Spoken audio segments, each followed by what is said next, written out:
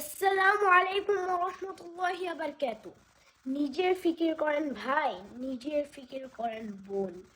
যখন আপনি বিপদে পড়বেন, কেউ আপনার কাঁধে হাত রেখে বলবে না যে আমি তোমার সঙ্গে আজীবন ছিলাম, আজীবন আছি, আজীবন থাকবো। স্বয়ং আল্লাহ তাআলাই আপনার সঙ্গে আজীবন থাকবে।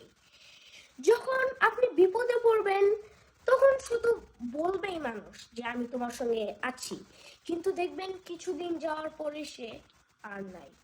কিন্তু আল্লাহ তাআলা কিন্তু আপনার সাথ ছাড়ে নাই। আল্লাহ তাআলা আপনার সঙ্গে আছে, থাকবে, ছিল। এটা একটা সত্য কথা। সবাই শুধু মিথ্যা বলে যাচ্ছে যে আমি আছি, আমি ছিলাম, এটা শুধু কথা। আসল আল্লাহ তাআলা ছিলেন, আল্লাহ তাআলা থাকবেন, আল্লাহ তাআলা আছেন। তো আমাদের কি করা উচিত? আল্লাহ তাআলার প্রতি ভরসা করা উচিত, যেন কি আমাদের জীবনটা আরো ভালো যায়।